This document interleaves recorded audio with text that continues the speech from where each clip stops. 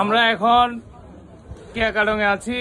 টুরিস্টের গাইডের সাথে কিছু কথা বলবো, এখানে আসা যাওয়া নিয়ে ওনারা কি বলে, ওনাদের মন্তব্যটা একটু দেখব। আশা করি মন্তব্যটা সবাই শুনবেন এবং গাইড ছাড়া কেউ এখানে আসার চেষ্টা করবেন না। আপনার নামটা কি? আমার নাম মোহাম্মদ রাহাতুল্লাহ। জি, এখানে টুরিস্ট আসা যাওয়া নিয়ে কিছু বলেন। এখানে টুরিস্ট যে আপনার দীর্ঘদিন বন্ধ ছিল, দীর্ঘদিন বন্ধের পরে টুরিস্ট স্পট খোলা হয়েছে। এরপর থেকে টুরিস্ট কমন নিয়ে বাড়তেছে। ওয়াকিং ডে তো টুরিস্ট যেভাবে আসতেছে, আর শুক্র শনিবার এই এলাকার জায়গা পাওয়া যায় না।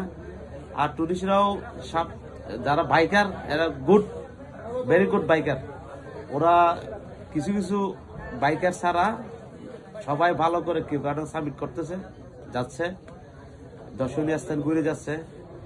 আবার পরিবর্তিতে আমাদের আরো কিছু আপডেট আসবে। এদিকে জাজবাই ঝর্ণা, ডবলপুর, জিমচম সাইটার, আমাদের এই দর্শনীয় স্থান সব ওপেন করা হবে অতি শীঘ্রই। এটা পেন্ডিং আছে। আপনারা আসবেন, দেখবেন, আমাদের দেশটাকে শেয়ার করবেন, তারপরে দেশের বাইরে ঘুরবেন। ধন্যবাদ। এবং আপনার টুরিস্টের সুযোগ সুবিধা নিয়ে কিছু বলবেন। টুরিস্টদের সুযোগ সুবিধা অনেক কিছু। আসলে কটেজ মালিক আছে, টুরিস্টদের একটু ফ্যাসিলিটি দিলে টুরিস্ট আরো বৃদ্ধি হবে। যেমন ওয়াশরুম, খাওয়া দাওয়া, অ্যাটাচ কোনো ওয়াশরুম নেই এখানে। তারপর কিউকাটং চূড়ায় ধরেন অ্যাটাচ কোনো বাথরুম নেই, হবে, কিন্তু আপাতত নাই।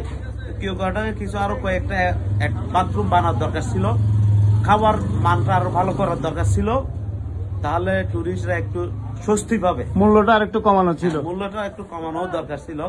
যেহেতু টুরিস্টরা একটা ছোটখাটো বাজেট নিয়ে আসে, স্টুডেন্ট আসে, সবাই তো আর চাকরিজীবী না, এজন্য একটু ছাড় দেওয়া দরকার আমার মনে হয়।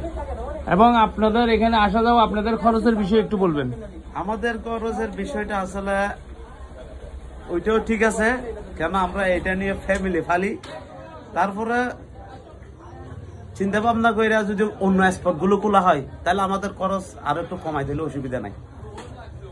মানে একদিন থাকলে খরচ কত হইতে পারে, 2 দিন থাকলে খরচ কত হইতে পারে, ওইটা বিষয়ে একটু বলবেন। আমাদের ডে ট্যুর, কিউকাটং ডে ট্যুর হলো 800, আর যদি এক নাইট হোল্ড করেন সেক্ষেত্রে আমাদের 1600 টাকা।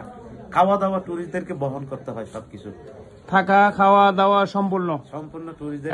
আপনারা টুরিস্টের মোটামুটি নিরাপত্তা দিচ্ছেন? আসলে নিরাপত্তা তো আমরা দিতে পারবো না। আমাদের যত বাহিনী আছে, আর্মি আছে, বিডিআর আছে, ওরা নিরাপত্তার জন্য, টুরিস্টের নিরাপত্তার জন্য ওরা এখানে ক্যাম্প আছে, নিরাপত্তা দিয়ে যাচ্ছে। আমরা হলো সাধারণ